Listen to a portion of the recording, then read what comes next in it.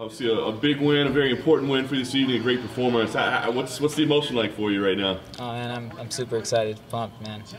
Yeah. What was the feeling coming in? I mean, obviously a disappointment after your last time. Was there added, pressure or nerves or anything, this time around, knowing you don't want to lose again? Definitely, especially since it was my first loss. I had been so dominant in my other fights. So coming off that loss, I knew I had to come in here and get it, and knocked it out first round. What did you do? I mean, how did you deal with that? How did you move past it and get over it? You just have to, If you're a warrior, you're gonna bounce back stronger. And that's definitely what I did. I went back to the gym, started working specifically on striking. I did that for 4 or 5, 6 months. Just working on my striking. I have so many blisters on my feet right now I can show you. I put in the work, and I didn't need to do too much striking, but I definitely didn't want that to be a weakness. What was the emotion like, getting into the cage? Did it feel differently this time around? A lot of people talk about having nerves the first time out, that sort of thing. What did this whole fight week feel like for you? I tell people this all the time. When you're a fighter, you can't worry about what you can't control. I know what I'm going to do, and I'm going to get in there and do it. So, fight's in my mind, but I'm not worrying about it. I've trained for it. I know exactly what I need to do, and I just go in there and do it. Very, very impressive finish. I'm curious. I mean, it looked tight for quite some time. Were you close to letting go? Was there a thought going through your head of, maybe I better not burn my arms out here. Maybe we better adjust? No, I wasn't going to let that go. I could feel that it was tight. I could feel he was struggling. He was trying to punch back at me. I knew he was seconds away from tapping, so I just kept the squeeze on him, and he eventually tapped. Was the slam to the ground? Is that when it seemed like it maybe got actually tighter at that moment? That was a good slam to the ground. I'm going to say that right now. I didn't expect that.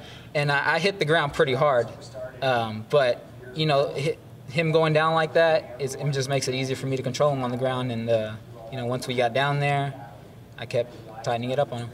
Tell us about this desk job.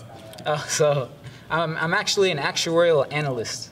And I know a lot of people don't know what that is. I get that 99% of the time. So easiest way for me to explain it is if you get an insurance quote, there's a lot of math that goes into giving you your price. So actuaries do all that math to give you that price. So we take all thousands of variables to get to a single price for an individual. And there's a lot of other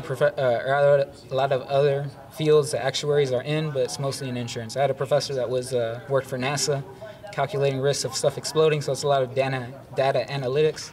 But yeah, it's a really cool job. It was #1 job for multiple years in a row. So I got 2 of the best jobs in the world. So it is funny, right? Somebody that analyzes risk assessment and professional cage fighter, right? I mean, certainly there's some risk in there. And it makes sense that I'm a grappler because grapplers take the least amount of risk. I try to avoid all damage to the head because, I got to take these actuarial exams. I got one next month, and I'm going to hit the books and pass that one. If this is something you want to keep doing, though, it sounds like, a lot of people that say, well, I want to fight, I don't want to have to work, I want to do this, but, if you keep showing this promise, you want to keep doing both? Yeah, if I can, I want to keep doing both. I love both my jobs. I work with some great people at American National. It's a great company, and they're super flexible. They're supportive of me fighting, and, if they allow me, I'll keep doing both.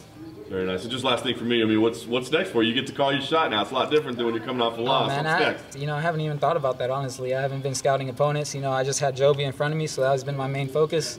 Let me talk to my team and see what's next for me.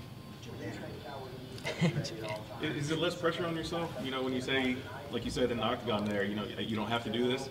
So is there less pressure, like when you're preparing for fights? Yeah, I guess so. I don't have to take any fights. I get a paycheck every week, regardless if I fight or not. And I get paid pretty well. I love fighting though, so I can't quit. I fight because I like to do it. No one's forcing me to do this. I love to compete. I love to push myself.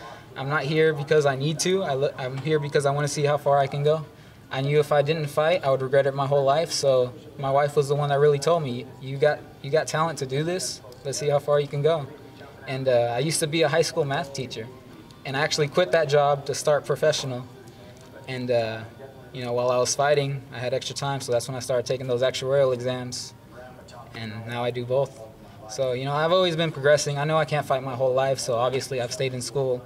I'm still working, and I just want to push this, see how far I can go.